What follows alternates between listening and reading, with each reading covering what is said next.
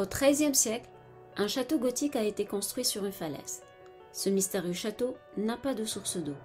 Il est muni de fausses fenêtres et a été construit loin de toute route commerciale et toutes ses défenses font face à sa cour. Le château de Houska, situé au nord de Prague, est un lieu énigmatique avec une histoire peu connue et d'innombrables légendes, dont la plus célèbre de toutes est qu'il a été construit pour bloquer un puits sans fond dans son sol, puis connu sous le nom de Gateway to Hell ou Porte de l'Enfer. Selon cette légende, les villageois locaux affirmaient que des créatures démoniaques, mi-humaines et mi-animales, sortaient de la fosse la nuit. Aujourd'hui donc, je vous raconte l'histoire du château de Houska. C'est Gaïa et je vous souhaite la bienvenue dans ce nouvel épisode de... C'est vrai, avant de continuer, je voulais quand même m'excuser encore une fois pour cette longue absence, mais bon, honnêtement, j'ai vraiment un emploi de temps hyper chargé et quand j'ai un moment de libre entre enregistrer une vidéo et me reposer, eh bien, je choisissais de me reposer. Mais vous m'avez beaucoup manqué et j'avais hâte de vous parler du château de Houska. Prague est une ville aux légendes incroyables que je vous conseille de visiter d'ailleurs. J'ai personnellement tripé sur son ghost tour. Je vous raconterai ça peut-être dans une vidéo TikTok, qui sait. Et maintenant que c'est dit, je vous souhaite la bienvenue dans un nouvel épisode de Horror Gaïa.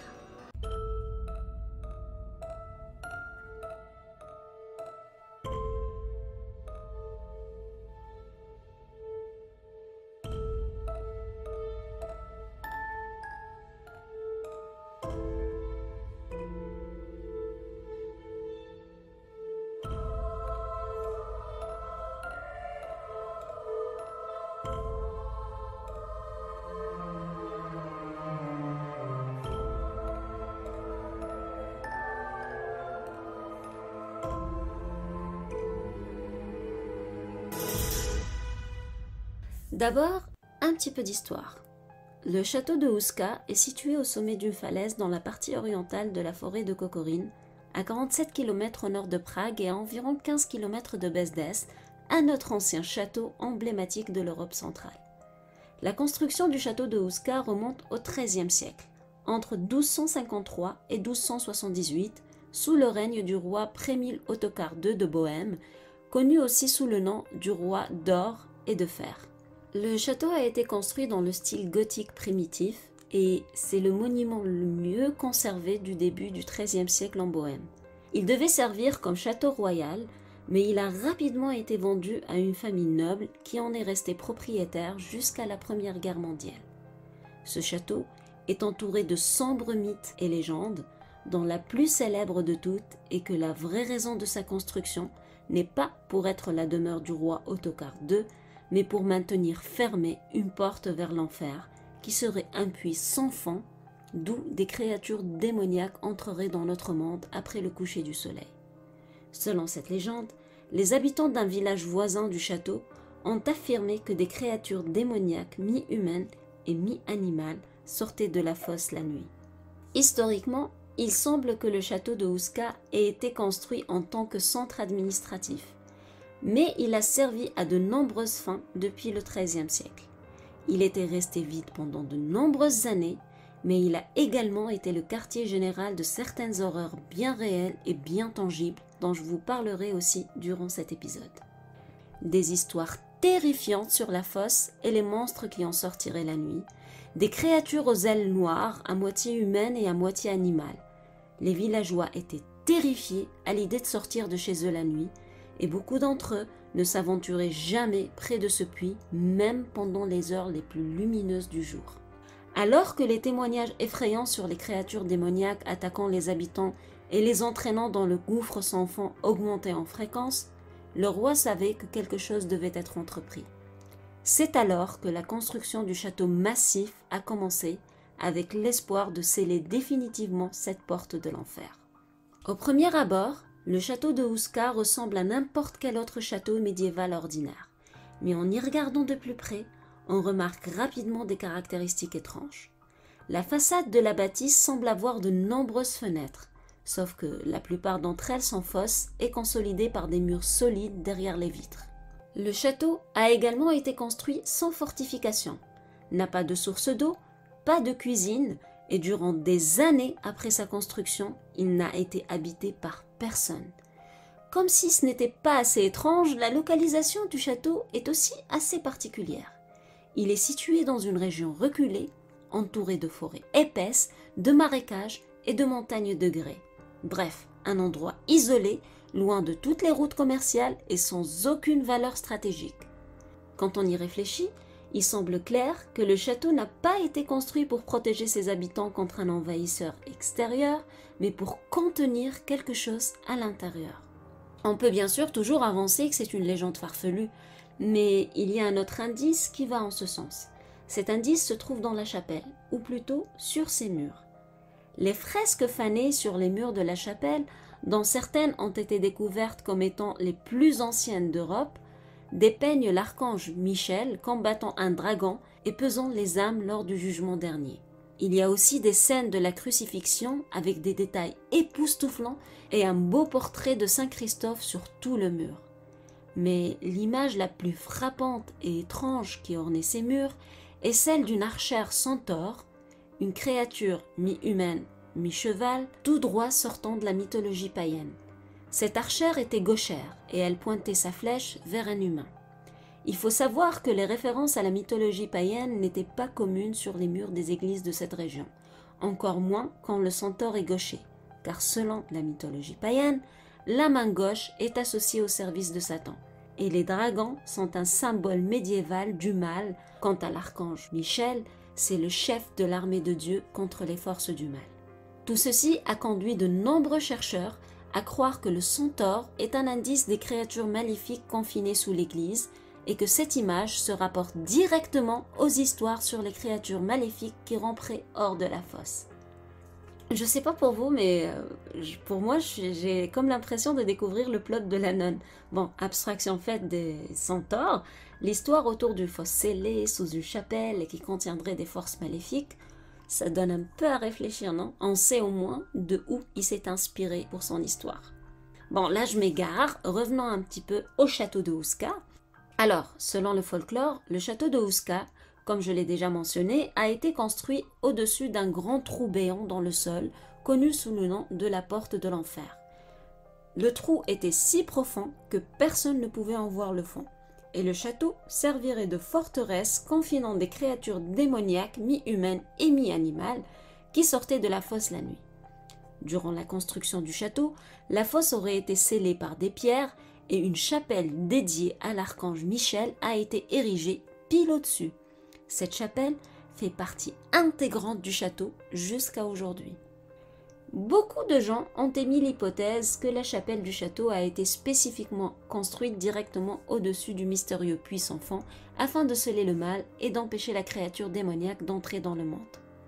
Parmi les légendes qui circulent, on raconte qu'avant le début de la construction du château, donc avant que la porte de l'enfer ne soit scellée, tous les prisonniers condamnés à mort se voyaient offrir le pardon s'ils acceptaient d'être descendus à la corde dans le puits et de remonter et raconter ce qu'ils y avaient vu. Tout à fait attendu que tous les prisonniers étaient d'accord, c'était une chance inouïe pour chacun d'entre eux. Mais ils ont rapidement changé d'avis et se sont désistés. Pourquoi? Voici ce qui s'est passé. Un jeune prisonnier s'est porté volontaire, on lui a attaché une corde à sa taille et il fut descendu dans le puits vraisemblablement sans fond. Après un moment à descendre dans le vide et la noirceur, et totalement invisible des personnes qui attendent à la surface, le prisonnier a commencé à crier de terreur. Il suppliait pour être remonté. Une fois revenu à la surface, le jeune homme s'est transformé en un vieux monsieur. Il avait vieilli de plusieurs décennies pendant les quelques minutes qu'il avait passées dans le puits. Ses cheveux étaient blancs et il était devenu extrêmement ridé. On raconte que le pauvre homme criait encore d'horreur quand il a été hissé à la surface. Il avait été tellement perturbé par ce qu'il avait vu et vécu dans l'obscurité du puits qu'il fut envoyé dans un asile psychiatrique où il mourut 2 jours plus tard de cause inconnue. Une autre légende raconte que pendant les années 1630, le château était occupé par un sorcier suédois pratiquant la magie noire du nom de Oronto. On disait qu'il travaillait nuit et jour pour découvrir un élixir pour la vie éternelle, et que donc il sacrifiait des animaux et kidnappait les imprudents qui s'approchaient du château pour les sacrifier également. La terreur était donc grandissante parmi les villageois, et ils ont fini par envoyer 2 chasseurs qui ont fait éruption dans le château et ont assassiné Oronto. Tout ce que je viens de vous raconter jusque-là peut être considéré comme des légendes purement imaginaires, mais je vous disais au début de l'épisode que des horreurs bien tangibles se sont produites dans ce château. La plus connue d'entre elles était reliée aux Allemands nazis pendant la Seconde Guerre mondiale. Donc, en 1930, les nazis auraient manifesté un vif intérêt pour le château de Usca. Ils l'auraient spécifiquement choisi pour exploiter les pouvoirs occultes qui s'y trouvent en leur faveur. On ne sait pas exactement ce qu'ils faisaient dans le château, mais des témoignages d'époque avaient rapporté avoir vu des lumières inexpliquées émanant du château la nuit. Certaines des théories incluaient la conduite d'expériences pour des armes paranormales ou encore une ferme d'élevage pour la race des maîtres nazis. Et des années plus tard, lors de la rénovation du château, des squelettes de plusieurs officiers nazis ont été découverts. Malheureusement, nous ne saurons probablement jamais le fin mot de ce qui s'est passé, car tous les documents concernant la résidence allemande dans le château ont été détruits. Au fil des ans, des témoignages se sont accumulés sur le fait qu'on puisse encore entendre le grattement des créatures ailées qui essaieraient de se frayer un chemin vers la surface. Et même aujourd'hui, plus de 700 ans après que la fosse ait été scellée, de mystérieux phénomènes peuvent encore être observés à l'intérieur des murs du château de Usca. De nombreux visiteurs auraient entendu le grattement des créatures provenant des abysses de la fosse, ainsi que ce qu'ils décrivent comme des cris en chœur. Ces cris viendraient de sous les dalles lourdes du sol. Assez flippant, non? Aussi, de nombreux témoins ont rapporté avoir rencontré des fantômes ou peut-être des créatures hybrides, mi-humaines, mi-grenouilles ou bulldogs. Elles auraient été vues marchant dans les couloirs vides et sur le domaine du château. Le fantôme d'une femme vêtue d'une robe d'époque déambulerait également dans les couloirs, et le plus effrayant de tous, un cheval noir sans tête qui apparaîtrait dans la cour. Les gardiens du château ont aussi été de malheureux témoins d'un esprit sans tête trébuchant dans la cour, avec des flots de sang jaillissant de son corps décapité. On n'a jamais pu connaître l'identité du défunt. Aujourd'hui, le château de Usca appartient à la famille de Joseph Simonek, qui est l'ancien président du constructeur automobile Skoda, juste pour info. Jaromir Simonek, le propriétaire actuel, affirme qu'un soir, alors qu'il était réuni avec des amis, dans le château bien sûr, il avait mis son verre sur la table et au moment où il allait le reprendre pour boire, le verre a littéralement lévité dans les airs pour ensuite se replacer calmement sur la table et glisser vers le centre de celle-ci. Et l'une des présences les plus maléfiques serait régulièrement rencontrée au pavillon de chasse du château. Un soir, des invités des Simonek, qui sont Zdena Vzalova et son mari, je vais vous écrire le nom parce que je l'ai probablement écorché, bref, ce couple-là d'invités se détendait dans la pièce lorsqu'ils ont entendu un coup fort sur le sol juste à côté d'eux. Lorsque Zdena s'est tournée pour regarder la source du bruit, elle s'est figée de terreur en voyant 2 ombres humanoïdes s'entrer. Ces silhouettes noires se sont rapprochées d'elle et lui ont murmuré qu'elles avaient tué des jeunes filles.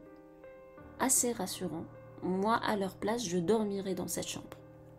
Au fil des ans, de nombreux chasseurs de fantômes et investigateurs du paranormal ont visité le château de Usca dans l'espoir de documenter l'activité paranormale qui y sévit depuis des siècles. Le château est actuellement ouvert au public, mais reste quand même pas du tout facile d'accès.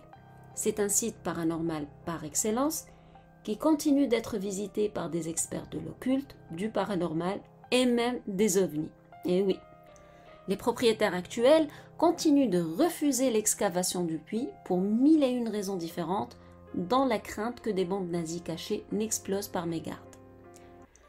Donc voilà, J'ai essayé d'être aussi exhaustif que possible, mais bien sûr, si vous avez des compléments d'infos qui n'ont pas été cités, des théories sur cette fameuse porte de l'enfer ou tout autre commentaire, n'hésitez pas à les mettre en commentaire ou à venir en discuter avec moi sur Insta ou Facebook, ça me ferait vraiment super plaisir.